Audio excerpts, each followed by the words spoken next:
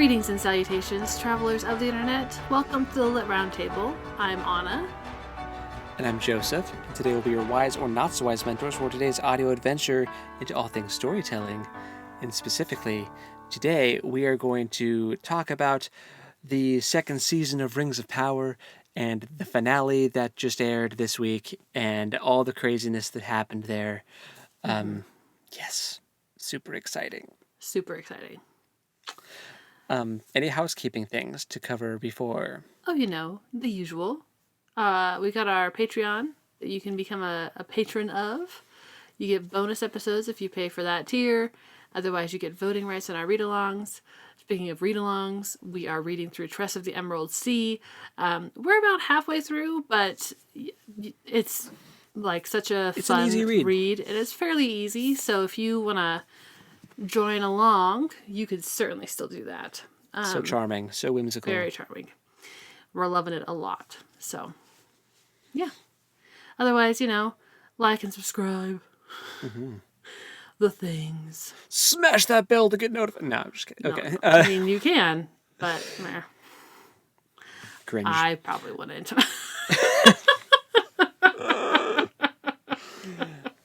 Because I don't do that for anything.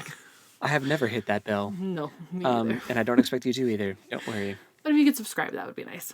But anyway, yeah, so let's talk about the season finale of Rings of Power. Spoilers abound, obviously. If you haven't seen the finale, correct. Go watch it, you fool. Fly, Right. you fool. Go watch the finale. Yeah, this is your warning. Get out now. So first, I want to talk about the dwarves and Yes. that crazy cold open that we got before the title sequence. Oh, man. Balrog. Balrog. That's all I typed you in all caps was Balrog. Balrog. I love that they made it look so similar to Peter Jackson's Balrog, because that's what we all kind of expect it to look like. Yes. Shadowy wings. Love Yes. that too. It was very cool. Very well done. And scary. Yes, it was terrifying. It very much feels like a cataclysmic like force of nature. Like it's less even like this is a thing with a personality, even though it's like a living thing. Man, it's just terrifying. Like terrifying rage monster. Yeah. And man, R.I.P. to King Durin. But what? Like, oh my gosh. When Hope and I were watching it, I turned to Hope and I was like, what an absolute giga chad. Once he finally got himself sorted out and took the ring off, yes. It was a pretty stinking awesome move he pulled there right at the end. Literal blaze of glory. Going out, doing a jump attack on a Balrog. Got completely smoked, of course, but it was was awesome. Okay, so here's my first question for you. Because Blake, while we were watching, he said, shouldn't he have left the ring on and it would have been more powerful? I think that's a good question that I do not know the answer for. I think that him taking the ring off is what allowed him to make the selfless play. That's what I said too. Right. But I don't think had the ring a breakthrough to take the ring off, though. Yeah, because I think Durin with the ring on would maybe command his son to do the selfless play to save himself. I think Durin with the ring on is a totally different story. I don't think he wouldn't have died. He would have done the selfish thing and like bounced and made someone else like try to delay the Balrog, you know. But also, even if he had kept the ring on and still jumped the Balrog, bye Durin, bye ring. No, for sure. Like, for sure. He still wouldn't have made it. That would have for sure told us how that ring was lost, though. Yeah. Instead of being in a dragon's tummy, it is destroyed. I don't know, melted by a Balrog. Can a Balrog destroy a ring of power? We would have found out. Yeah. Yeah, dude. Good question, though. Interesting question. Yeah. Yeah. But yeah, then we've got... Well, are we talking about the whole dwarf story, or are we just talking about that right now? Well, we can touch on like just the dwarf like plot in general, Okay. broad strokes. Sure. Because at the end of the episode, then we see Durin like telling, is it Narvi? Mm-hmm. And he said that they're gonna stand by the elves, or he's like, go tell Elrond that we're with them whenever they need. I didn't love Disa being the one to be like, well, actually, we've got like, we got to pay all these other dwarves back now. Yeah. Because that seemed weird to me too. Like, why are the dwarves all of a sudden like, now give us our money back when they paid it? Do you know what I mean? I think it was because everyone knew that it was unjust what King Durin with Ring was demanding of all the other dwarf people. And so now that he's gone, I think people are like, okay, no, I want that back. Because he was the person in charge, and he's the person we paid it to, and now he's gone. And we all know that was wrong, so give it back. Right. I think but like, that's how hard is it to give it back? It's not like they were spending it. He was hoarding it. Right. I feel like them paying the money back is like whatever. Right. That seems like an easy thing to remedy. To deal with. His younger brother apparently vying for power for himself is a bit treacherous. Yes. I'm curious to see. Which I didn't know he had another brother, so I was... Me neither. Was that a big reveal for you too? No. Well, it wasn't like a, oh my gosh, the lore. It was just like a, oh, he has a brother. Interesting. Well, that's what I mean. Like, did you know that he had a brother, or you did not? No. I didn't either. And then I was also like, but his name is Durin. In the line of Durin, they're all Durins. So... Yeah, Durin is like, it's a title. It's also like a weird reincarnation thing. Right. Like a... also, the Balrog is called Durin's Bane, so like spoilers, the Balrog is gonna really do some damage. Right. So his younger brother probably isn't named Durin, so I wouldn't expect the brother to win out in the end of this thing. Mm-hmm. But more conflict, more reasons to keep the dwarf story around in future seasons, which I think is great. Mm-hmm. For sure. So yeah, all the dwarf stuff. Seeing the dwarves fight in Eregion when they did come in was interesting. Yeah, so we got to back up a little bit. Right, I'm just talking about dwarves. We're gonna get to Eregion. It was cool seeing like their like aesthetic and their costume design when they were fighting with like the cool masks and stuff and like the crossbows. Like it was just they had a cool aesthetic. Yes. Yes. I'm excited to see more of that when, in future stuff. I hope we do. Yeah. But pivoting from dwarves, I want to talk about the stranger. Grand elf. Yes. So, the stranger confirmed 100% Gandalf. 100%. No doubt. Yes. Also, I think Dark Wizard is Saruman. I think so. I think there is no way for that to not be Saruman, but I do not like it. Yeah, I think they're going to go an interesting direction where, I say interesting loosely because I'm not sure if I like it either, but it's an unexpected direction because the thing is with the lore, when Saruman first shows up, he like legitimately is a good guy. Like he's not corrupted or been seduced by the power that Sauron offers yet. So he's acting really shady right out of the gate. Right. So... Right. And my understanding was that was more of a byproduct of him getting his hands on a Palantir. Right. I thought there was something weird like that. So, I don't love that he's already Shady McShaderson. Yeah. But he tries to play it off like, oh, I'm just misunderstood. Men call me a dark wizard because they're ignorant and fearful of our kind, blah, blah, blah. And I'm like, okay, Saruman, relax. I see you and your machinations, your scheming, trying to gaslight. So does Gandalf, though. Yeah. Like, he calls it out pretty much right away. Yeah. So. And then he, like, tries to destroy the Hobbit place and just bounces. And it's like, come to me when you've come to your senses. It's like, okay, I'm just curious to see how he goes from that being, like, clearly an antagonistic force for Gandalf into eventually becoming, like, the leader of the White Council. And, like, Gandalf and him being, like allies friends. And buddy-buddy. Yeah. Yeah, I'm also perplexed by how they were going to pull that off. And the thing that really solidified him being Saruman, other than aesthetic, because he just looks like Saruman, is that he talks about how in the uttermost west, where they're from, that like Gandalf is the person who like convinced him to come along and like convinced him to come because he was reluctant at first. But I think that conversation does happen, like in the lore.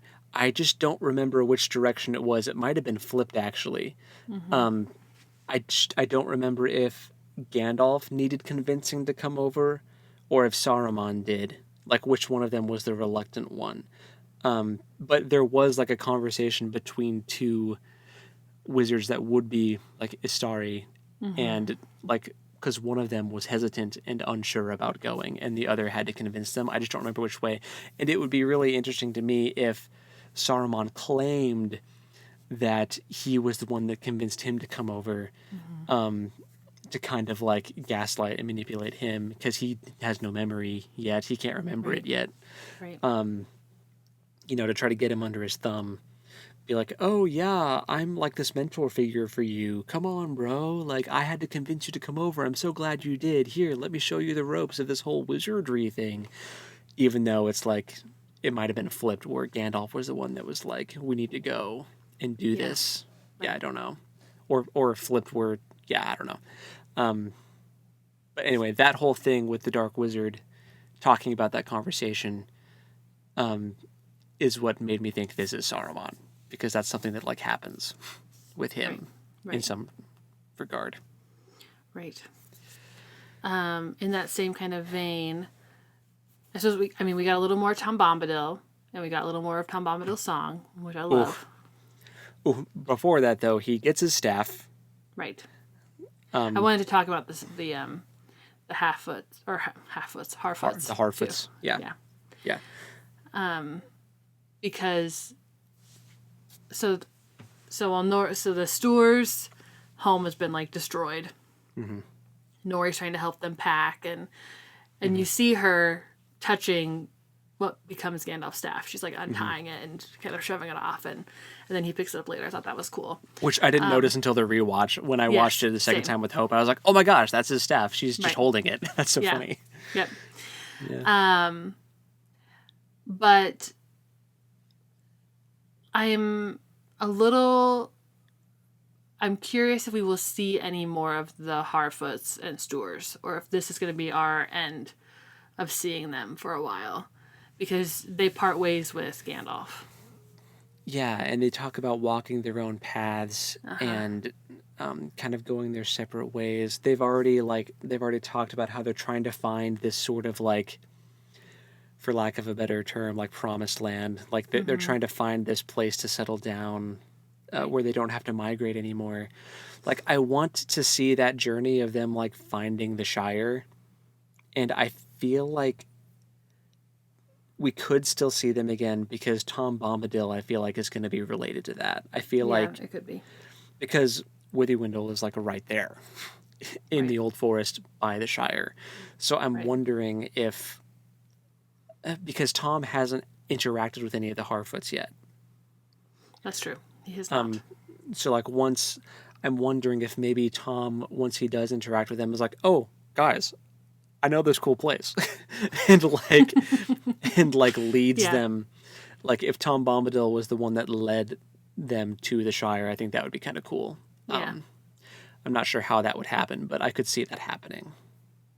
I know that Blake was a little bothered by the splitting of Nori and Gandalf, because it was like, what was the point of that? Yeah. But she still helped him find where he needed to go.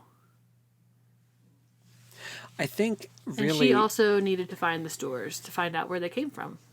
Like, that was some information that was being lost for the Harfoots. I think it's important when you look at the context of the whole story, including The Lord of the Rings. Mm-hmm. I don't think it's as important when you look at it with just the context of this show.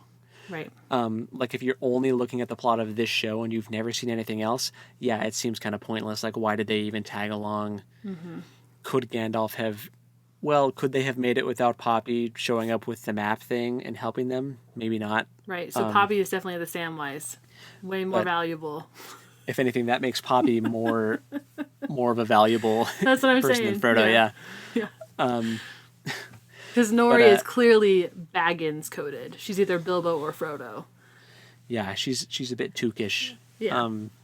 But I think that it shows Gandalf growing an attachment for these people, this group of people, and like seeing like just the wholesomeness and the pure, like genuine nature of them, and seeing that as kind of, because that's something that Gandalf says in the Hobbit movies. It's like one of the lines I like from the Hobbit movies when he talks about how Saruman thinks that it's only great power that can hold the evil at bay, but it's the ordinary deeds of everyday good folk that like holds the darkness at bay. And I think that's just something he learned from the hobbits, and that is that, you know, like that's the lesson. And I think that's why he shows up every once in a while and he tries to get these little hobbits to go on these adventures, because he's like, guys, trust me, you're gonna love it. Yeah. I also so I think he has learned some really valuable things from the Harfoots. Mm-hmm. I think that there was also the moment when the runic, the guys in the masks, whatever they were, show up with a knife to Nori and Poppy's throats. Yeah. And then Saruman kills their leader. And you know, Nori points out, like, was that... I can't remember if it was Nori or Poppy. One of them is like, well, that wasn't, like, a very noble thing you just did, essentially. Yeah. And he's like, do you pity them even though they had you at knife's edge? And they're like, yes. And, like, I mean, that's a hard thing to... That feels counterintuitive, to pity someone who wished you harm. Mm-hmm. But still met an unnecessary end. You know what I mean? Yeah, I feel like that also kind of echoes the whole Frodo Gollum situation. Exactly. Because Frodo talks about how, like, you know, despite everything, I do pity him, you know? Yeah. And that's just really interesting that these halflings have this sort of, like, innate ability to just be the most precious cinnamon rolls who are super resistant to, like, corruption. Right. And they just see all living things as precious. Mm-hmm. Yeah. Speaking of the Rune people, I don't think we're done with the Rune people, for sure. I hope not, because what a weird little bunch of Easter eggs we got about them. Yeah. With no conclusion whatsoever. There's a line where the guy before Saruman yeets him into the wall and kills him. He says something about how, like, we used to be kings. Right. You know? And as soon as he said that, in my head, I was like, check, Nazgul incoming. Here we go. Obviously not that guy, because he's toast, but someone else. Right. Yeah. But I think, because there's like a note about one of, like, the Nazgul beneath the Witch King. I think I've talked about this before, being called Kamul, and how that Nazgul was an Easterling from Rune. Mm-hmm. And I wonder if we'll see them or some kind of iteration of them. I don't know if they have the rights to that name. Yeah, I don't. Yeah, probably not. Yeah, but anyway, I think we're going to get at least one of the rings is going to go to someone in Rune, one of the men over there, and yeah. Mm-hmm. interested in that. Yeah, Gandalf finds his staff, fully fledged wizard now, minus the hat, and reunites with Tom. Mm-hmm. He's all like, so was that all just a test? I was supposed to turn away from the power and go help my friends, and that's how I found my staff? And Tom just says, oh, and then he's like, a wizard finds his staff just like he finds his name, and then we get the Gandalf revelation. Well, no, Tom says the staff finds the wizard. Oh, right. Just like his name. Yeah. Yeah. Yeah. So then we get the Gandalf reveal. Mm-hmm. And then he says something interesting. He says, let the song begin. And that's just part of the song that he sings. Like, if you listen to the Bear McCreary, song. Which the lyrics are from Tom Bombadil's song in The Lord of the Rings. Yeah. But it starts with, now let the song begin. And I was just like, ooh, this is like the crazy theorists that think that Tom Bombadil is Eru are just like, they're just, man, they're eating well right now because because Eru singing everything into existence. And Tom Bombadil, when asked these questions, says, now let the song begin. It's so just like Eru Iluvatar coded. Like, it's I feel like that's a strong theory. If the showrunners were trying to pick a theory to go with, I feel like that's the one they would probably go with, even if they never say it explicitly. Yeah. But I just thought that was a cool moment. We still haven't seen the River Daughter, although we heard mention of her again. But yes, Goldberry. Yeah. I hope that she comes up later. So do I. In the next season, I really hope she does. I expected her to come in at the very end and start singing with them, but then she didn't. I did too. She didn't. Deserts aren't very friendly for river daughters, though, I would imagine. Yeah, Rune. So she's holding down the fort over in Withywindle. She's hanging out. Probably. So another pivot. So let's go to Numenor. I was gonna say. This was maybe my least favorite plot point of the whole season, but it finally got good at the end. The very end. The very end. Yeah, I liked that Arion finally was like, oh, I gotta go warn my dad, instead of just being complicit in him getting screwed over and over and over again. Yes. Yes. Once she sees that our Farazan is in fact going to kill all the faithful, even though we had this big showing of Muriel being chosen by the Valar and everything, he still manages to twist that, which was so annoying. Oh, man. Gosh, he's, I think, one of the most irritating characters in this whole show. And his son, his kid. His son is terrible. Freaking Kemen, or whatever his name is. Yeah, I do not literally like him at all. One of the most detestable, distasteful characters in a show that I've encountered. Like next to Joffrey. He's rapidly approaching Joffrey levels of disdain, and just I cannot stomach you. You're so punchable. You have such a punchable face. Yes. Yes. And yeah, but I liked that she finally went and warned Elendil, hey, they're coming for you. Yeah. Get out of here. And he tries to get the queen out. He tries to get Muriel out. But she stays behind, the sacrifice play. Like Durin. But she gives him something.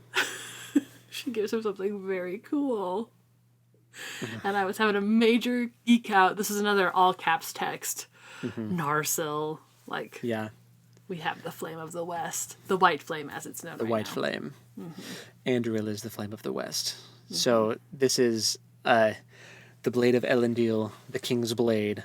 Man, I'm so, once seeing, because I think I sent you a TikTok of this actually, of the side-by-side comparison of Aragorn. Oh my gosh. Elrond offering it to Aragorn in the movie Return of the King compared to this scene with Muriel and Elendil. And they're so similar, and they both have the moment of drawing the sword and kind of looking at it in awe. And it's just the shot of their face with the flat of the blade next to it, oh my gosh. And he looks like Aragorn. Yeah, they Like, look they related, look like for sure. kin, which I love. Yeah. He's phenomenal casting. Yeah. I think he's one of my best. favorite casting. Yes, I agree. I think Isildur does not look enough like him. I agree.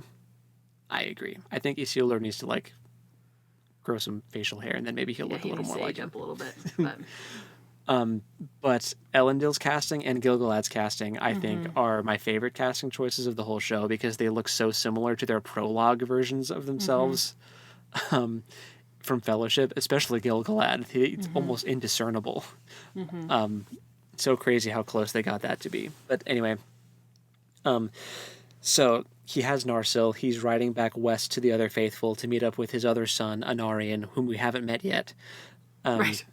So has he been mentioned yet? There were a couple. He was mentioned, yeah. Okay, I was gonna say there's a lot of like second son dropping. Yeah. It's like, yeah, where have they been this whole time? So he's riding west to try to meet up with the other faithful. Maybe they've been with Celebrian this whole time. And Celeborn. All these second They've sons all just been hanging out together on the western shore of Numenor. Yeah. Just waiting for season 3. Just waiting in the wings. Oh man. Speaking of sons, though, Isildur in Pelargir, he's on his way home now. Tries to take Gurley with him. Kemen's like, no lowborn, which I'm like, okay. Just further solidifying that he's garbage. But... Sicko. Oh, and he also wants them to cut down all the trees. And he was like, that won't be a problem, right? They're just trees. And they're all just kind of looking at each other like, ugh. And I'm like, the Ents would beg to differ, my good sir. We've just like developed a truce here with the Ents to stop destroying us. So we just convinced them that we're not like the orcs. And here you are. How orcish of you are. Yeah. Yeah, so Pelargir is going to be developed into like a Numenorian stronghold now, which is accurate. Like, they're going to start developing a lot of like influence with Pharazôn in charge. They're going to set up a lot of strongholds. A lot of those strongholds should actually already be there, to be honest. But right. At least with what they're doing with the timeline, it's all weird. But I mean, with our Pharazôn in control, I'm like, yeah, that Great Wave could come anytime and just take him out. Sink it. Bad stuff is happening. Just sink it. Which is not fair to all the poor civilians that are just innocent bystanders in this whole thing. But the faithful, spoiler, the faithful will make it out, and they will found Gondor, and it'll all be, and Arnor, and it'll all be okay. Yes. But yeah, I saw an interesting theory about Kemen, Pharazôn's son, becoming the mouth of Sauron. Oh gosh.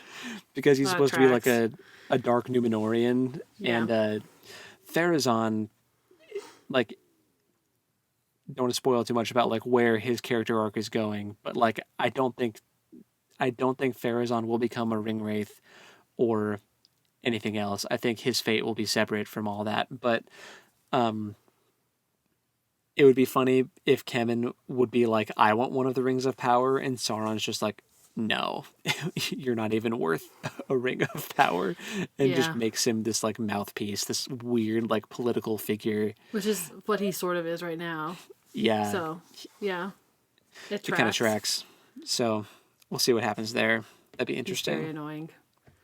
Oh, I hate him so much. Well, he got our one buddy killed. Yeah. Or killed him. Stabbed him in the back. Yeah. After Isildur's friend. After he spared your life. Mm-hmm. Man. Yeah. Yeah, so I am finally excited about Numenor, and it only took 2 seasons. Yeah. Man. Now that Narsil's in play, the faithful are like being persecuted, and they're gonna be leaving soon, hopefully. I also found Muriel to be much more likable this season. Because in season 1, she was played off as kind of an antagonist against Galadriel. Yeah. So it was nice to have that flipped. Yeah. This season. Farazan's building his armada, which is important. If you know, you know. He's looking at that Palantir. He's already being corrupted by Sauron, dude. Sauron's going to play him and his son like a fiddle. And it's just... Yeah. Like, man, their downfall will be epic. Yeah, so that's Numenor, pretty much. Pivoting... Oh, there's like some Theo stuff. Oh, that man, Theo is like a character that I am so sorry. I don't care. I also don't care. I don't know what the Theo. I mean, he's kind of got. He asked Isildur about like how he deals with feeling guilty about his mother's death, and they have kind of like a bondy thing happen. But honestly, I don't see where else his character can go for us. Like, is Theo going to become the king of the dead? Is he going to become a leader of these Southland men who, like... Don't answer the call. Who betrays their oath in the end to go fight in the Last Alliance? Like, is that where his story is going? Gosh, I hate that, but it could be. It could be, though. But Theo's character right now is just so unlikable also. But they're not... Yeah, I don't know. Yeah, I could take or leave it. Yeah. So. Yeah. Anyway, so pivoting now to Eregion. Oh boy. This is pretty much just the hub of all the elf stuff that happens in this last part now. You and I talked about the wacky... I mean, I think we talked about the wacky almost time travel that's happening for people getting in and out of Eregion. Yeah. That continues to just be bonkers in the last 4 episodes of the show. Yeah. Of the season. So... People do be teleporting. They do be. Very quickly. But... Like, within a day, going 2 places and back. Yeah. That should take weeks. They definitely did that in the first season, too. They did. They did. But it just wasn't as glaringly obvious, because it wasn't like no one was saying, hey, you go here by tonight and get them and then come back. I'll hold them off till morning. Like, that wasn't happening in season 1. Yeah. Elrond definitely did that this season. At least Eregion and Khazad-dûm are like close, but man, they're not that close. Well, they're close, but they're not a day's journey back and forth with an army. I don't know about a day's journey, but they're like on the map. They're like next to each other, but it's more than a day. I'm calling their bluff and saying that an army of dwarves is not going to be able to march from Khazad-dûm to Eregion in a day. Yeah. Dwarves, famously fast-moving creatures. Right. Wearing lots of armor. Yeah.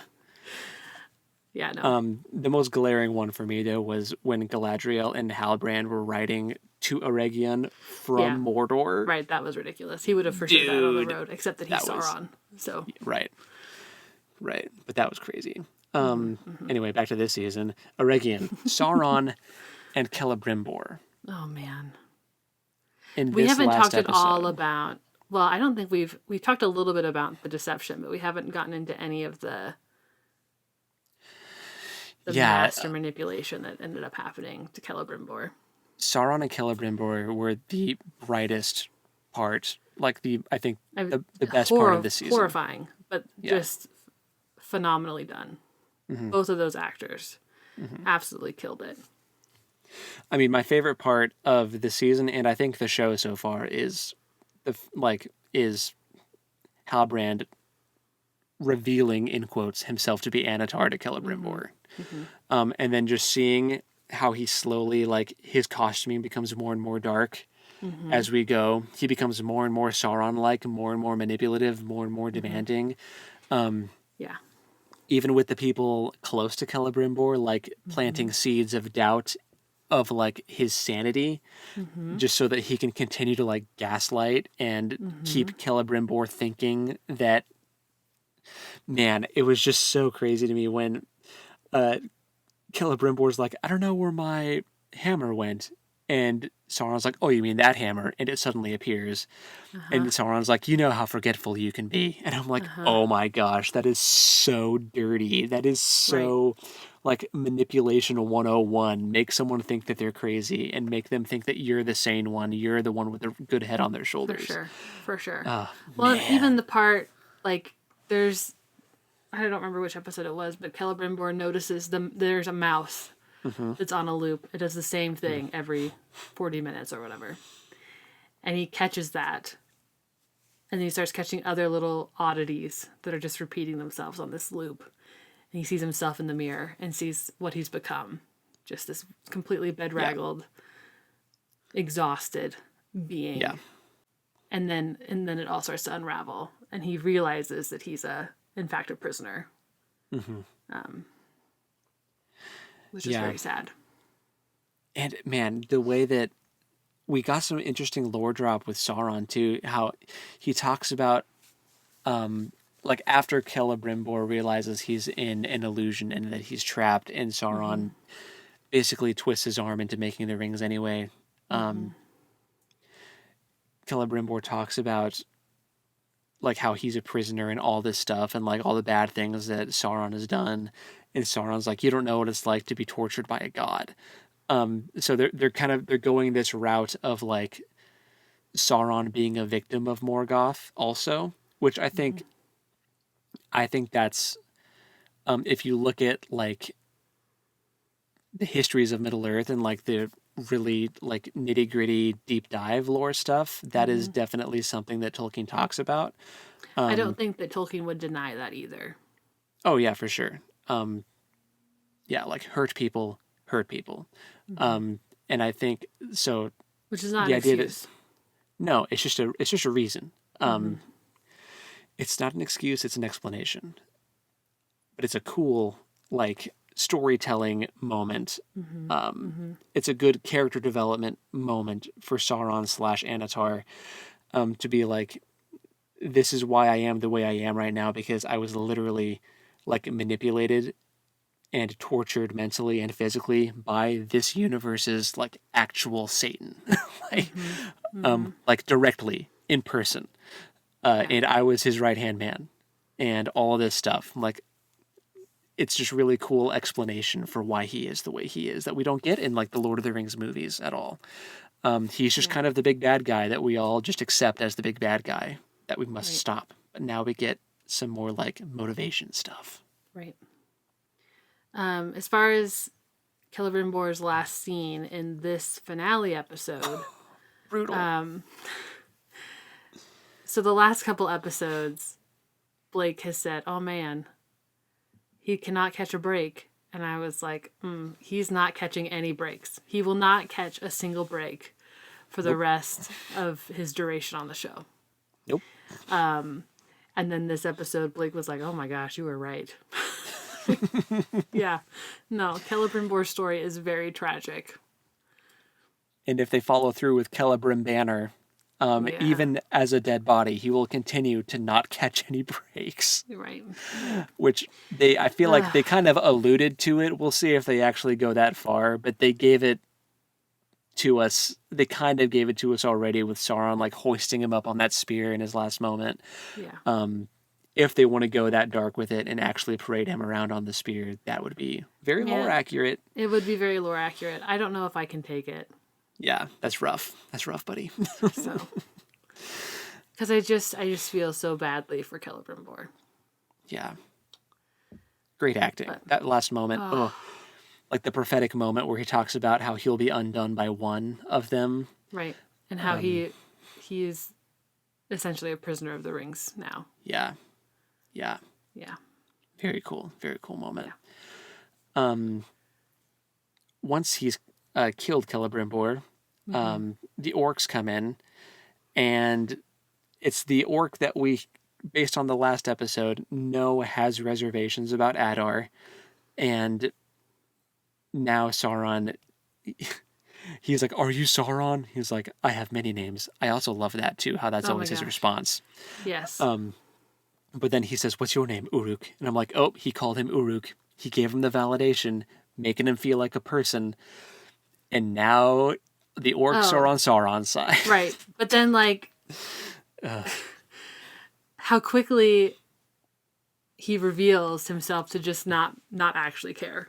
No, not at all. When they're like, the dwarves are here, we got to get out of here. And he's like, shank to the neck. Like, I don't want to hear your nonsense. Just. If we pursue many Uruks, we'll die. Just do what you're told and get on with it, is basically the attitude. So, yeah. But I almost felt bad for that orc. Right. Which is weird. Weird to feel bad for an orc. But, yeah. For sure. I do, like, I feel bad for, okay, the Adar stuff is really interesting, but really quick, the whole I have many names thing is so cool because Sauron actually hates the name Sauron. Like, he doesn't like being called that because it means, like, the abhorred one, the disdainful. Like, it's a bad name that the elves gave him. So he doesn't really call himself that. So it's really interesting whenever someone's like, "Are you Sauron?" and he's like, "I have had many names." It's like it's like he can't admit that that's his name. He doesn't want to be called that. Yeah. What did you think?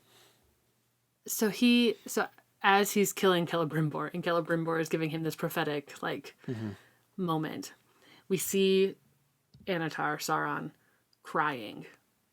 Yeah.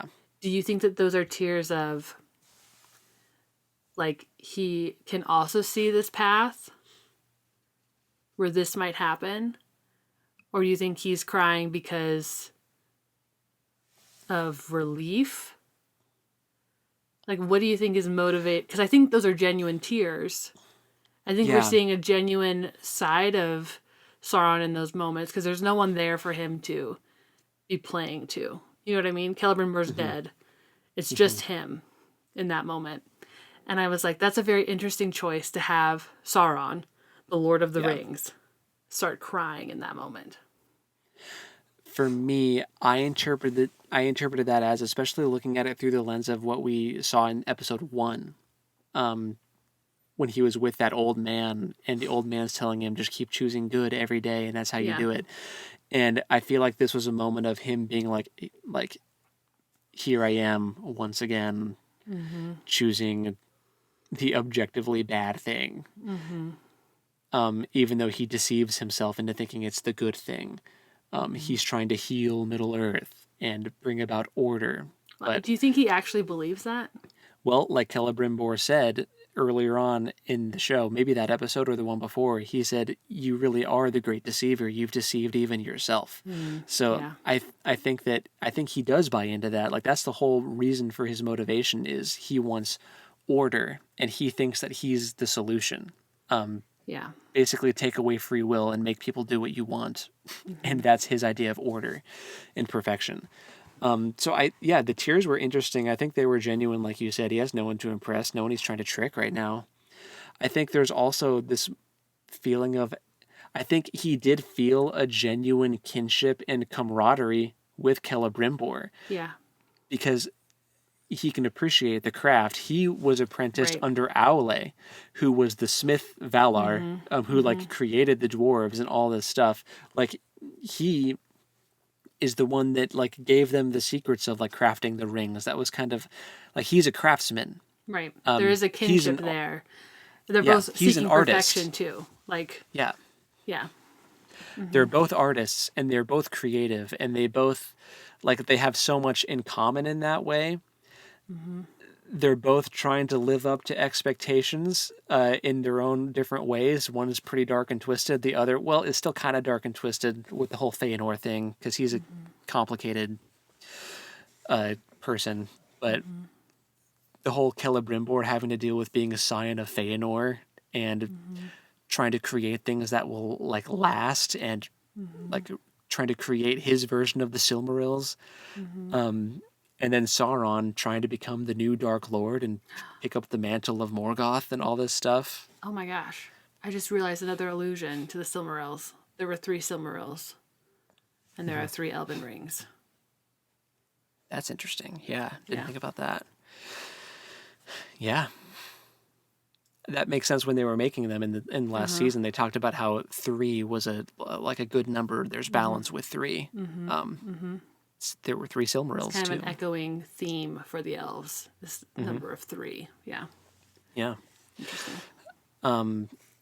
So that was a really interesting and powerful scene when Sauron actually sheds tears for Celebrimbor when he dies. I think there was some genuine regret, like, I think it was also an aspect of like, why don't you get it? Why don't you see what I see? Why aren't you on my side? You know, like, I thought that maybe we were more similar than this, but no, he's just lost to darkness, and I think he's like incapable of, at this point, like, seeing that what he's doing is wrong, you know? Yeah. He's past the repentant stage. There was a moment, even in the lore, where Sauron did have a repentance moment, but he turns away from that, and after that moment, it's just hardcore Dark Lord, you know? Yeah, man. Brutal scene, crazy acting, amazing. Yeah. Truly amazing. Yes. Then we get the Adar stuff with the orcs turning on him. Galadriel, through bizarre, again, fast-traveling methods, exits a tunnel, and conveniently there's a bunch of orcs ready to ambush them outside of this tunnel where they're trying to escape through. The orcs take her and the 9 rings for men to Adar, who just took Nenya off of Elrond on the battlefield. And Elrond and Gil-galad are, like, in shackles by the orcs.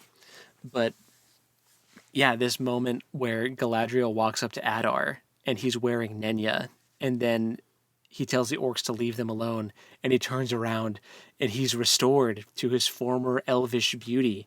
What did you think of that scene? Well, he makes a comment about the elven ring being able to heal, which I think if that were true, when he takes the ring off, he would have remained healed. But he did not. It reverted back. So it's just like a glimmer. Yeah. I was concerned that they were going to like hit us with this is actually Celeborn, because I know that that's been a theory that Adar is actually Celeborn. Like, I've seen that floating around. And I was like, oh man, if they do that, I'm going to be real upset. That would have made me mad. Especially when he was like, I was known by another name. And she was like, what was it?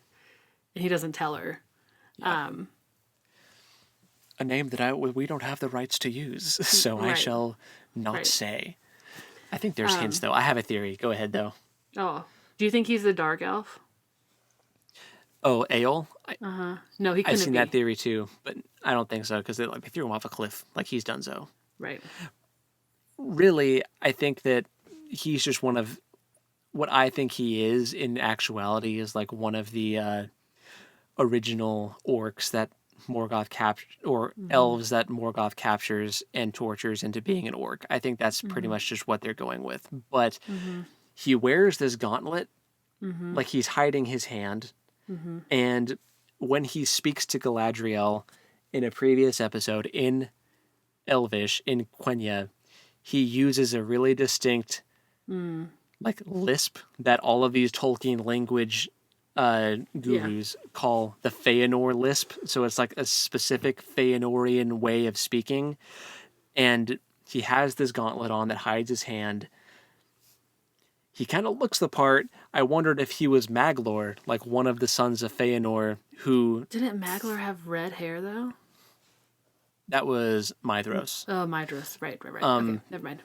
Oh, maybe. But anyway, Maglor was said to have held... So they get the Silmarils back. He's holding it, but the evil deeds that they had done to get to that point burn his hand. And he throws the Silmaril into the sea.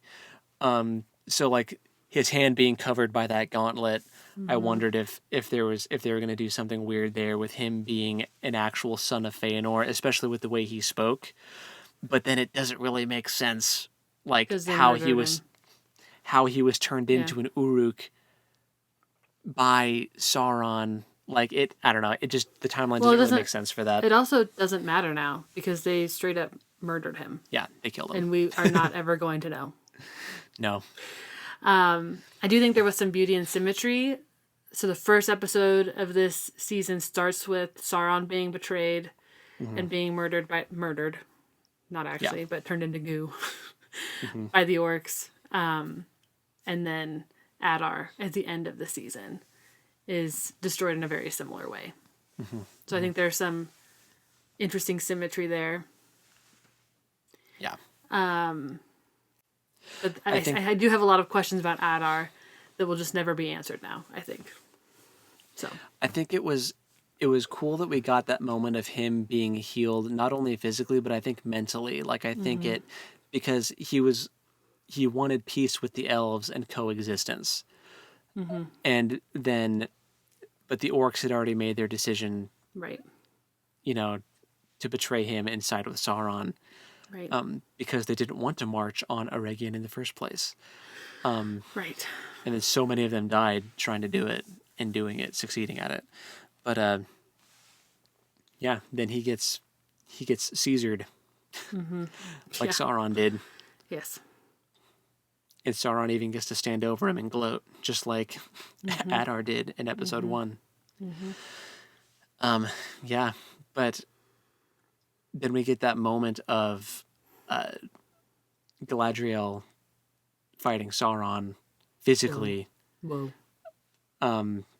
What a crazy fight. What a cool moment. It was very well done. Yeah. I kind of want to pause on that, unless you think it makes more sense to just talk about that now. But I want to talk about the Gil-galad and Elrond and the burning of the scrolls. Yeah, scene. That was on my list after Galadriel versus Sauron. Okay, so let's do Galadriel versus Sauron then. I forgot you actually have a list of I do. Things you we are knocking through. Okay. So with Galadriel versus Sauron, I thought it was really cool the way they finally embraced the shapeshifter stuff. Yes. Where he can just look however he wants to.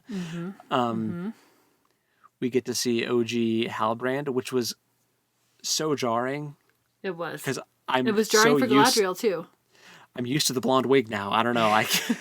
It was so weird seeing the brown curly mop.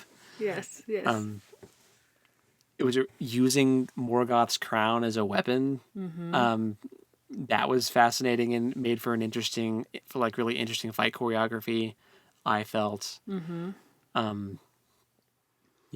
It was having him. There was a Darth Vader and Luke Skywalker moment of having him turn into Galadriel for a half second, so she was fighting herself. And then appearing as Celebrimbor. Yeah. I expected him to turn into her brother, but then he didn't. I thought that he was going to turn into Finrod for a second. Yeah. That would have been pretty crazy too, but then he did not. He's already just done turned that. into her. He's already more or less done that to her. Oh, he did do that in the first season. You're right. He did do that. But she echoes that line again about having to touch the darkness. Yeah, which I thought was an interesting callback. He tells her that which I guess up to interpretation if he's being honest or not. I think there are moments of him being truthful with Galadriel and saying things like, there was something about being on the battlefield with you that felt right. And I think he's being genuine in the same way that he would probably have said the same thing to Celebrimbor about how something just feels right about us working together in the Smith, like making these rings, collaborating, like good guy Sauron would be so cool. Oh, for sure.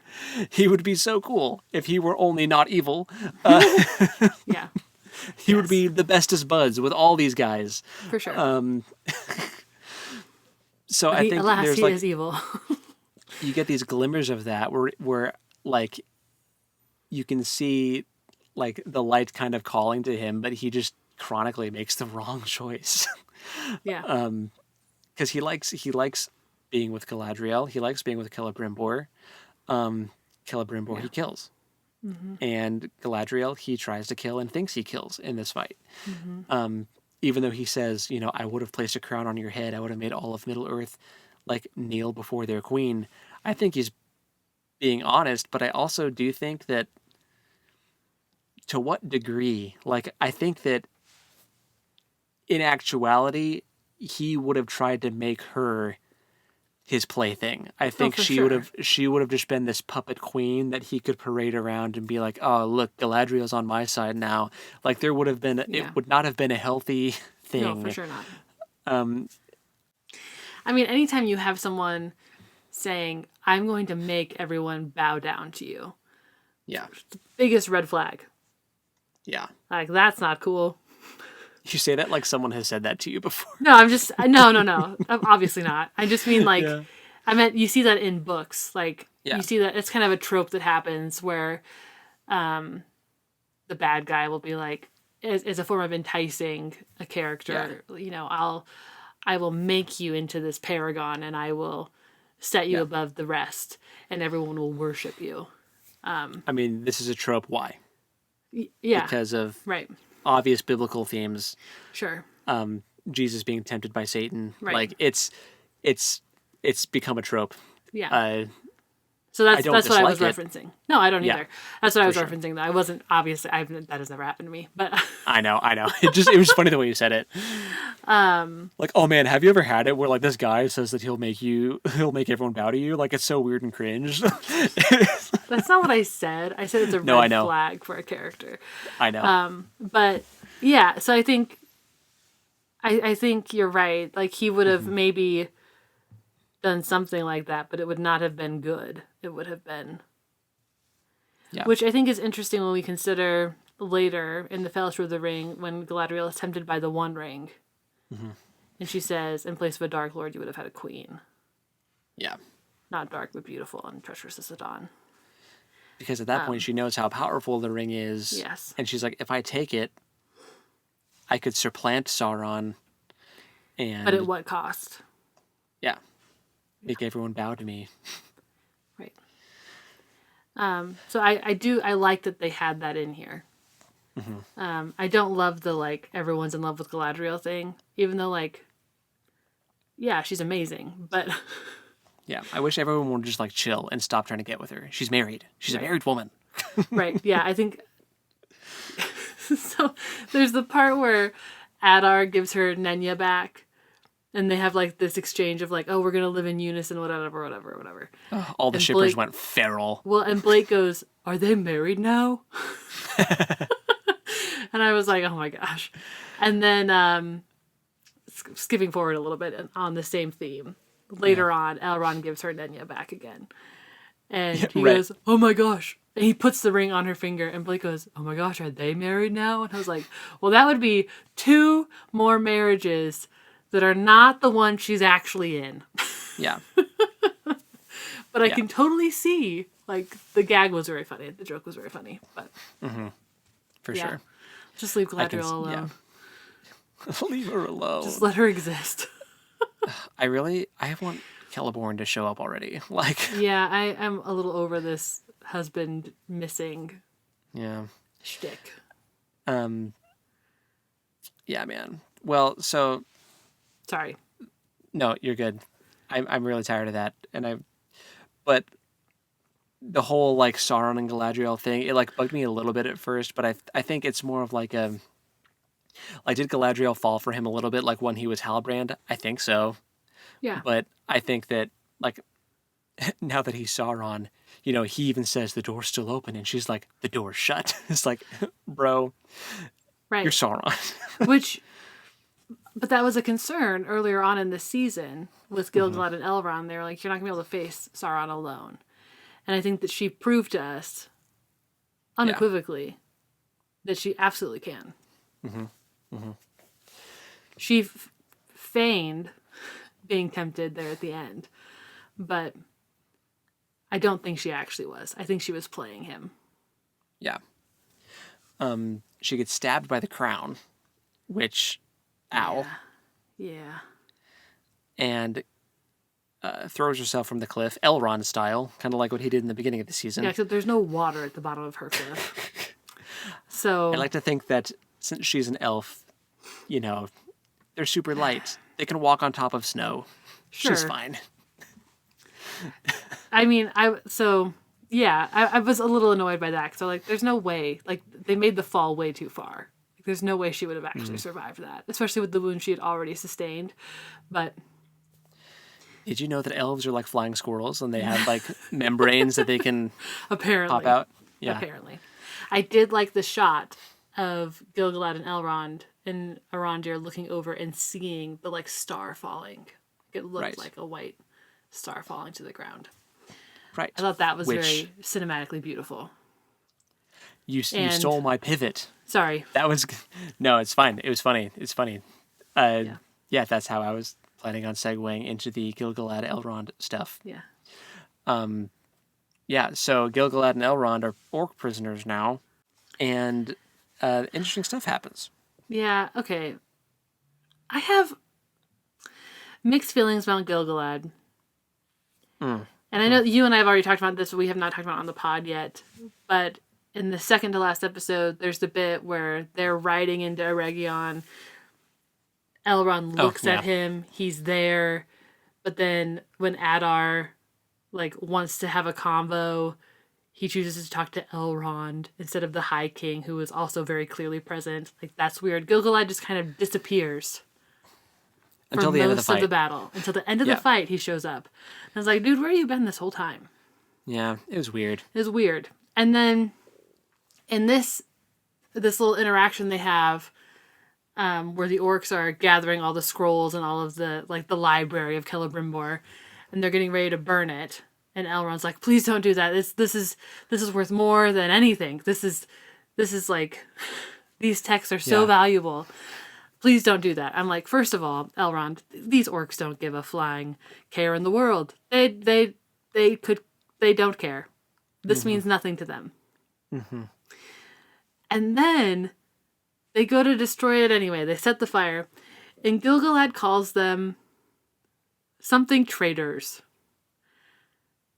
He calls the orcs traitors. And I'm like, dude, they're orcs. What are you... the line was so weird to me. I was like, if he were talking to an elf, that would have made sense. But it was an orc. So it didn't make sense. Yeah. I forgot that. I don't remember what exact word that he used, but it was an odd word. You could have said treacherous. You could have said coward. You could have done you could have gone with anything but traitor, because traitor doesn't really make sense in the context. No, traitor doesn't make sense at all. It's something traitor, and I was like, they're not traitors to you. You were never on each other's side. Yeah. This makes no sense. And so I just feel like Gil-galad could have had such a presence in these last two episodes. And I think it just fell flat. And that kind of makes me sad. Because he was done up. He looks impressive. He looks like he's going to do some serious business here. Yeah. And I think they didn't let him do that. I think that I hope he has a bigger role in the future season. I do too. Because we're getting into the war of Sauron and the elves now. Right. And I'm sure he will have a bigger role. But Elrond kind of stole his thunder in these episodes for sure. Right. But I still... I wish that Gil-galad did more stuff, but I do like what they did with Elrond, I do too. With him wanting to preserve the scrolls and the knowledge. Oh, that felt very on brand. That was, they're planting the seeds for what he is like in the Lord of the Rings.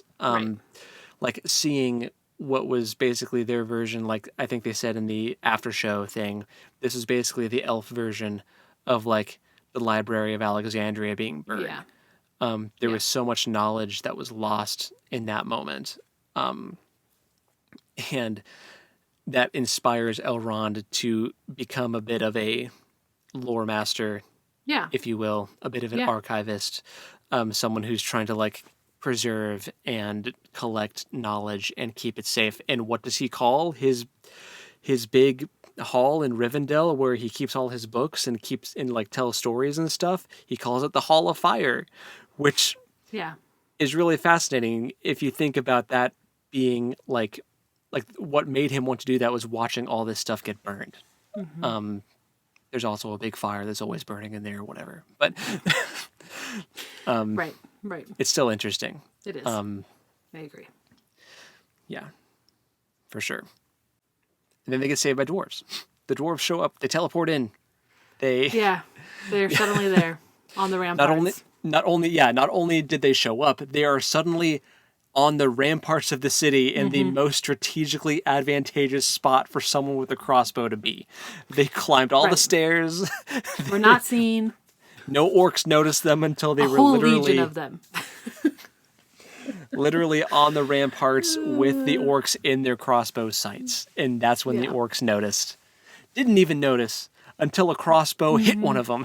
Right. And they're like more than a day late. Yeah. So in the previous episode, there's this moment where where Elrond is like, the dwarves they're gonna come. They'll come. Durin will come. He'll be here. And they don't show up. And everything seems to be lost. And then they show up in this moment. So I'm glad they did finally show up. So Elrond wasn't just like totally abandoned. He doesn't have as bad of abandonment issues now. Right. But they get broke out of orc jail by the dwarves, and they manage to find Galadriel. They find where she fell, and Gil-galad tries to heal her with his ring. Doesn't work. I thought it was kind of cool the way that they did it because his voice kind of sounded like Elrond in Fellowship in that bizarre, like ethereal moment with Frodo. Well, and the wound is behaving like the wound from the Morgul blade. Right. Which is also kind of cool. I think, what did they say? I think one of the showrunners described it as like items with like a certain proximity and like amount of time of exposure to evil end up having these like evil attributes to them. So they were like, this is Morgoth's literal crown that Sauron reshaped to fit him. So like, if you get stabbed by that, it's going to do some nasty stuff. Right. So I was like, I can get behind that. Yeah. I can believe it. No, for sure. Like that was less of an issue for me than the literal plummet. Right. Like she's not just physically wounded. She's got this other thing where she's spiritually wounded. I'm like, okay, but also like the girl's got a broken back. Can we deal with the spine problem too? Nah, it's fine. Elves have avian bones. They're all hollow and they're super light. She landed like a feather. Sure. Whatever. She was also wearing... Well, she wasn't wearing Nenya when she fell, because she took it off, and that's why Elrond picked it up. We get that cool moment of Elrond deciding, okay, I guess the rings aren't evil on their own. Like, Sauron didn't touch these. And he's like, we have to use them. And then we get this really intense, like, stare down the barrel of the camera from Elrond as he makes this decision. Yes. Which, felt a little long. But cinematically, I understand. But yes. It was a powerful moment for his character, especially someone who will eventually become a ring bearer. Right. Right. Nenya is not his ring, but no, it's okay. Him and Gil-galad tag team it and heal her together. And then she wakes up in a beautiful green valley with sunshine and rainbows and flowers. There's a cut. Like there's other things that happen between that and that happening. So like there's the illusion of time passing.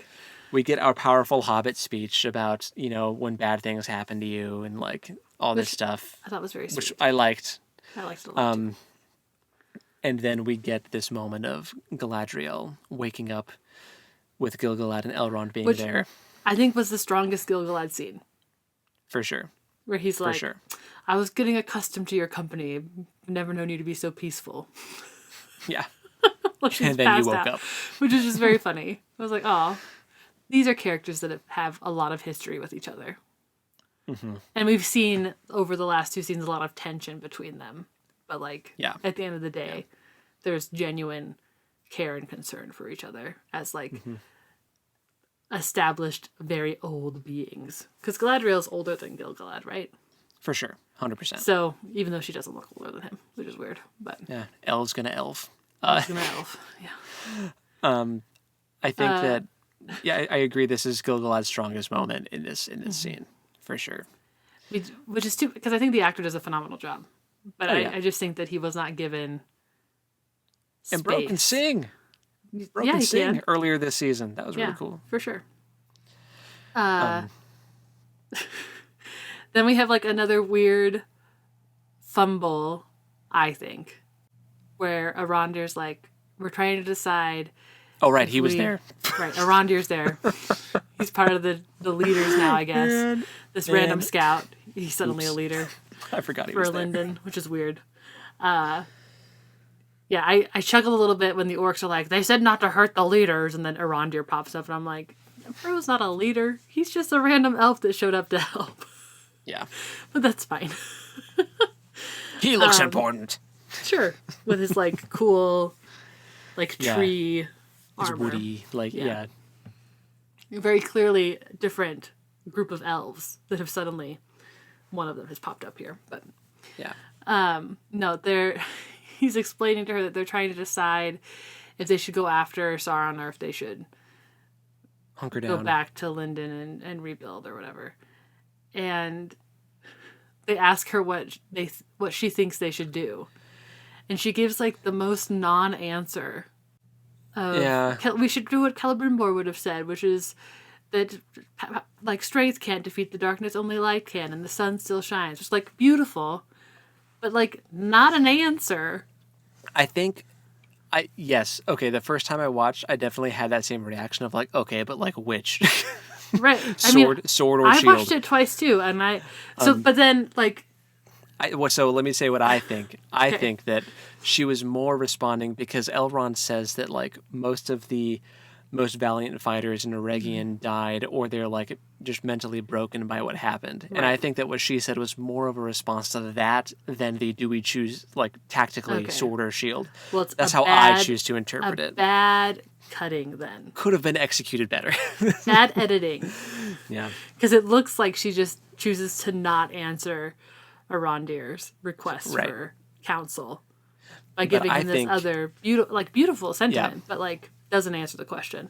And then they all stand up, and Gil-galad draws his sword. And I'm like, I guess they're choosing the sword. That's what it looks like. I think that was Gil-galad making the call in that moment. Yeah. I think that they're going to go on the offensive and. And it's a cool moment seeing all the elves cheer in like the power trio of of those three standing up there, and Galadriel's in her white, like she looks more like Arondir. But we get Galadriel. I'm sorry, they need to figure out like what the heck to do with this character. I think he's great. I love him being there. But it does feel like they're just shoehorning him in randomly, which I don't love. I'm like, give the dude something to do now. He needs something important to do because he just shows up to like Deus Ex Arondir, whenever someone's about to die. He just pops up with a bow and shoots the orc. That's basically all he did this season. Yeah, that's all he does is show up at the last second to prevent a death. But anyway... I do like him as a character. I just wish that like what they chose to do with him was different. Right. Anyway, that was definitely Gil-galad saying we're choosing sword. Mm-hmm. I liked how Galadriel's in like her white robes. She looks most similar to what we're familiar seeing her like in this moment. She looks more like Lord of the Rings Galadriel. She looks very ethereal. Yes. I wonder if she's going to take a more like a less combative role in future seasons because of what we're seeing here. I wonder if this wound she suffered is going to prevent her from fully like, engaging in physical combat like she has been. Sure. That would make the most sense, honestly. Because at this point, it doesn't make any sense for her to not be at the Battle of the Last Alliance. She's not there. But in this current trajectory... I can't imagine her not being there. Because, like, what happens with Frodo and the Witch King, if Frodo's, like, close to the Witch King, his shoulder, like, kills him, in The Lord of the Rings. So maybe something like that is also the case with Galadriel and Sauron, where, like, Yeah, it's a wound that never fully heals. Yeah. And if she's, like, close to it, it's going to cause her excruciating pain, because in the Battle of the Last Alliance, I imagine that Sauron's spiky, crazy helmet is like the crown of Morgoth kind of fused into his armor.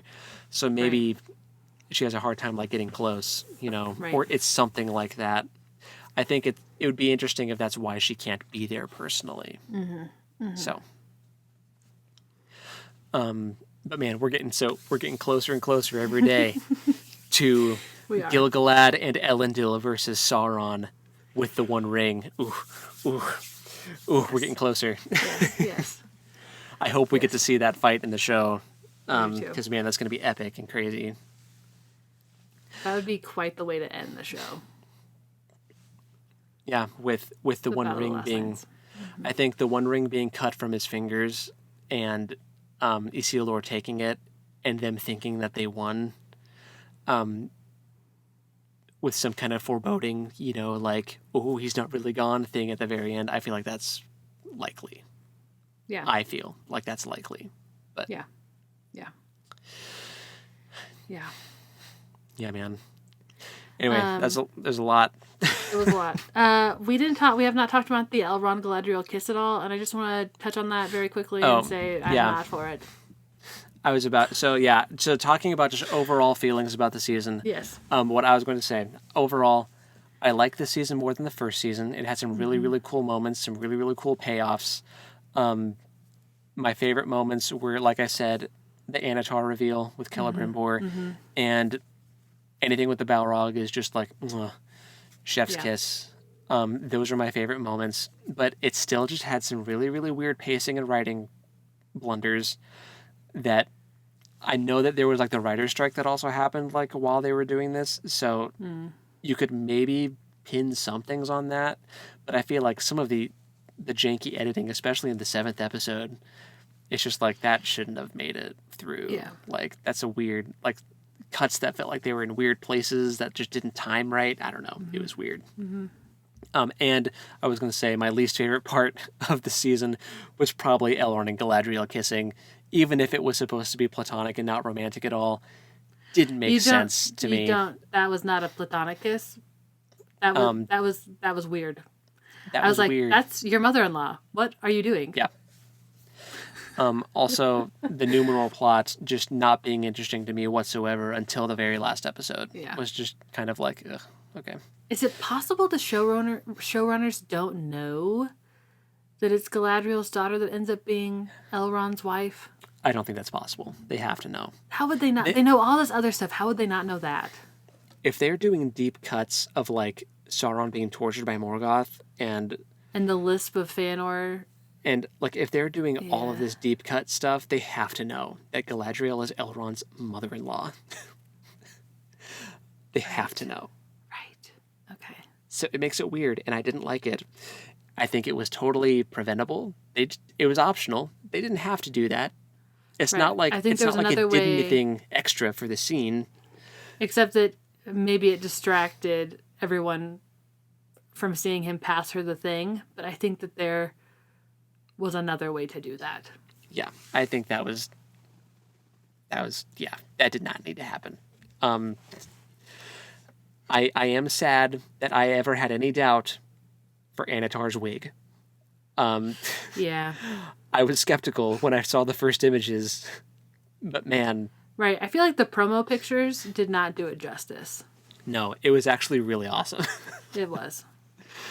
And of course, I think that Charlie Vickers and Charlie, so they're both named Charlie. Celebrimbor's actor is also named Charlie. Oh, really? I think the Charlies, Charlies carried the season for agree. sure. They killed it. I completely agree.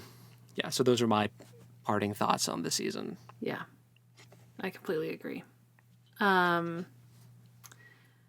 did think that the Muriel trial of seeing her in the sea, I thought that was very cool.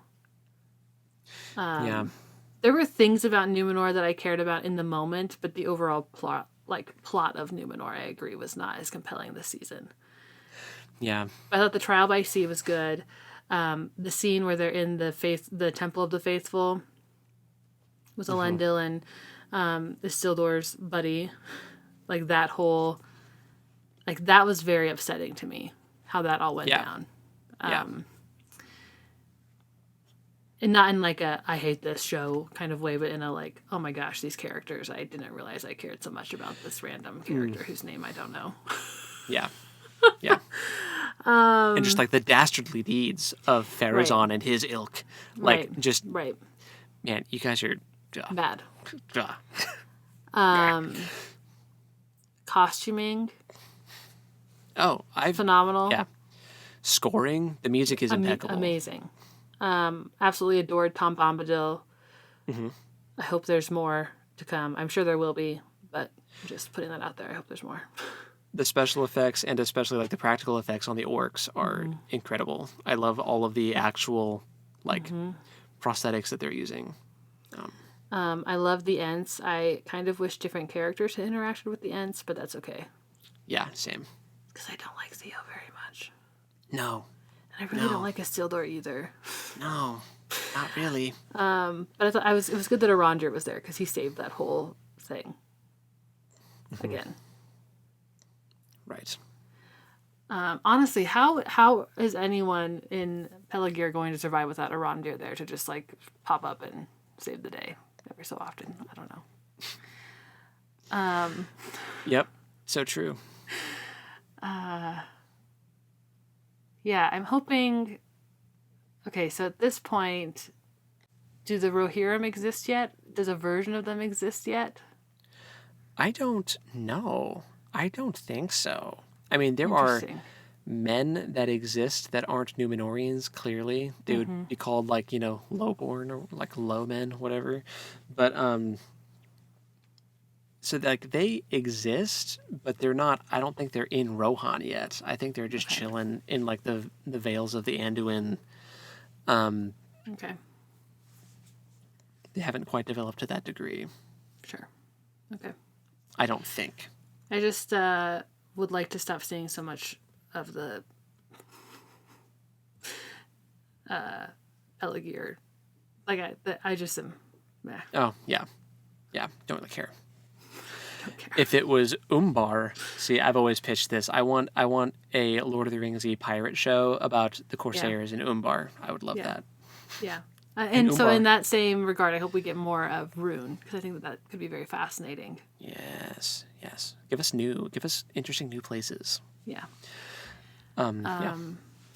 Yeah. The elves seem like they're at a serious disadvantage right now, because that last shot of the elves was like, oh, so there's like 3 soldiers left from Linden, besides our main 3 up top, and then a bunch of women and children. That's what we're working with. Which doesn't bode well. But they found Imladris, so right. That is where 1,000,000%. That is where Rivendell is going to be, because Elrond was like, "It's a haven kept safe by the rings." Like, oh, good, you found Rivendell. Love that for you. Yes, no, that's great. That's great. It's perfect. Yeah, funny. But yeah. Overall, I thought this season was much better than the first, and I liked the first season. Mm-hmm. But I felt like this season was more compelling, moved a little faster. I thought the first season was just so bogged down with the who is this? Right. Who's Sauron? Is the stranger Gandalf? Like, there was just too much of that happening. I feel like it just kind of, like, I don't know. Yeah, I think that's fair. I think it's a fair It weighed it down. So. But man, things are moving now. Now that we know who's who, and the pieces are moving, as Gandalf would say, yeah, I'm really enjoying it. Yeah. Really enjoying it. Yeah, so, me too. And yeah, now man. we have to wait 2 years. See you guys in 2026. Yeah. Yeah. It's all good. But anyway, we should blast through our watching, reading, playing, because we are running super long with this one. But there's a lot to talk about. Yeah. But would you like to start? Sure. So for watching, I watched, Blake and I watched Oh Brother, Where Art Thou? Have you ever seen that movie? George Clooney, and it's the Odyssey, basically, but retold in the American South. It was pretty good. Kind of a wacky little retelling of Odysseus' story. And the KKK pops up unexpectedly to me. I was like, what is this movie? Just took a really weird turn. But, and there was, I think there are some things in it that have not aged well, but in general, I thought it was pretty interesting. It's old. It's an old movie. I was about to ask you when it came out. Okay, interesting. Cool. I also watched The Secret Lives of Mormon Wives. Which is, that is trashy reality TV, but that is such your guilty pleasure stuff, man. Like, it is. It's wild. Sister Wives is back too, which I'm not watching, but I'm watching like people's recaps of it on TikTok. But I don't have a platform right now that it streams on, so eventually I'll get that figured out and I'll watch it myself. But anyway, of course. My Hero Academia. I'm behind, but I am trying to catch up. I'm behind too. I feel like the end is approaching, and that kind of makes me sad. So anyway. Futurama, Blake and I have been watching. The old stuff. Blake's watching new stuff, but I'm still on like season 3. So. Is the show still airing? Yeah. Futurama is still airing. Yes. New episodes. It's been rebooted a couple times. Okay, I did not realize it was still going. It switched platforms a couple times. Okay. So, which Blake can tell you all about. I don't know all the details, but yes, new episodes are coming out. Crazy. On Hulu. Anyway, sorry, continue. Agatha All Along, which is honestly, I think I know it's Marvel, but you could convince me otherwise very quickly. It's different enough. It's not. It's very different. It's very good. Mm-hmm. The vibes are immaculate. Mm-hmm. I'm super digging it. Yeah. Blake and I watched Joker. The first one? The first one. Because the new one's coming out? Yeah. Which, like, I originally had no interest in seeing either of them. But Blake had seen the first one and was interested in the second one. So I was like, well, we should watch the first one then so that I can go with you. It's heavy. It's very heavy. I went into it not knowing what anything, like, I didn't know what it was about except that it was about the Joker. Because all anyone will ever use to describe it is heavy and dark. Well made. Yeah. But yeah, that one ended and I was like, I feel like my brain is broken. Yeah. And you and I have talked about maybe doing an episode about storytelling in that vein. So I'll keep some of that to myself. But Blake and I also went and saw The Wild Robot with his daughter, which is the new animated movie based on, I think it's Peter Brown's. I think I'm saying that name. I think that's the correct name. Anyway, middle grade series. Mm-hmm. I liked it the first time. I liked it a lot more the second time. Because Blake and I went and saw it, just the two of us, last weekend. And then we went and saw it again last night with his daughter. And it was very good.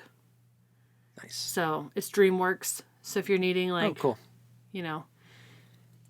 A movie that will make you feel things, The Wild Robot. It's great. And obviously Rings of Power Season 2, which is why we're here. For reading, Tress of Emerald Sea. I read Bayou Magic for class. I also read The Secret of the Dragon Gems for class. And right now I'm reading Saints and Misfits by S.K. Alley. I don't have the authors for the other ones, so my bad. They'll be in the description. And I also read 2 Tribes. So those are all for my religion and youth media class. So looking at like religious pluralism, which is just the existence of more than one religion coexisting together in a story. Yeah. And like, what is religion? Like, how can you define it? Turns out that's a lot harder to define than you would think. Yeah. Because everyone has a different definition. Mm-hmm. Anyway, it's been really fascinating, and the books have been really good. So, playing mostly Magic the Gathering with Blake and my silly, my silly little township game on my phone, which I'm still annoyed by, but it's got its hooks in me real bad. So, anyway, that's all I got. What have you got? Nice. For watching Rings of Power, obviously, Agatha All Along, also love. Like you said, the vibes are immaculate. Really, really good. Really good. And it feels different and fresh enough for me to not be annoyed with it for it being Marvel. Yes. What's her name? Catherine Hahn? Is that the main lady? I think that's the main lady. I think so. She's great. She's very Aubrey good. Plaza's in it too. She is. Switching to anime quickly, I've been watching an anime called 86. which I think I might have mentioned that last time. Maybe. Did I? I don't know, but it's really good. Was not expecting some of the social commentary that I'm getting from it, and it's awesome. Okay. Hunter x Hunter, still watching Hunter x Hunter with my buddy Alex from work, and we are almost to the end of York New City. Oh my. Which means Moving Greed right Island along. is next. Still watching One Piece sometimes. Let's see. Hope and I did watch Nightmare on Elm Street because never seen it. First Freddy Krueger movie. It was scarier and more entertaining than Halloween. It's also not as old as Halloween was. But yeah, I think we are desensitized with modern horror movies. It really wasn't that scary. Sure. I'd probably think it was scary because I haven't watched that many horror movies. You guys Even have watched a you. lot recently. I think that it would be just like goofy enough. Okay. I don't think you would be scared of Freddy Krueger. Okay. Anyway, Maybe I should give myself more credit. those older ones you can definitely handle, I think. Okay. It's almost like Scooby-Doo on Zombie Island, but Historically did not handle that very well. but I think if you had watched that as an adult, Sure. yeah. Anyway, also Vox Machina season 3 is out What? on Amazon now. The first 3 episodes are out. Oh gosh. Okay. So I watched the first one. I still need to watch the other 2. So excited about that. Is it good? The first episode was good. Okay. Reading, I finished The Assassin's Apprentice. Ooh, nice. And now I'm on the second one called Royal Assassin. And that, the plot thickens. Tress of the Emerald Sea, of course. And the Freerin manga. And also news about Freerin Season 2 confirmed. Nice. Yes! Yeah. Yes! Oh, I'm so happy. Freerin, the goat. Playing Elden Ring. Did I finish watching that? I don't think you did because I feel like you'd have told me about it. Oh, I think sad you. day. I'm sorry. you were- Life is. I'm so ready to be done with school. Carry on. I hear you. Please, don't walk, run. It's so good. Playing Elden Ring. Also Baldur's Gate 3 because the new update just dropped for console and now you can mod. Oh. There's mods for Baldur's Gate available on PS5 now, Oh. and that's very fun. And D&D we just played last night, and we're all still alive, and we all just leveled up to level 11, so Nice. that's exciting. What about the dragon egg? It is still okay, and it is back. We have like a little nook for it, kind of. I think it's still there. Anyway, yeah, that's all the things. Nice. I love it. Mm-hmm. Good stuff. So next week will be the next read-along episode for Tress. So if you're following along there with us, go ahead and read that. And I'm super excited to read more about that. Me too. And dive back into that story. Yes. But yeah. Me too. And as far as Lord of the Rings content goes, don't you worry. We can always find more to talk about, even when Rings of Power isn't airing. Yes. Because guess what? War of the Rohirrim's coming out this year. I'm so excited. Yeah, man. So I guess until next time, go read something cool. And we'll talk to you next time. Later. Bye.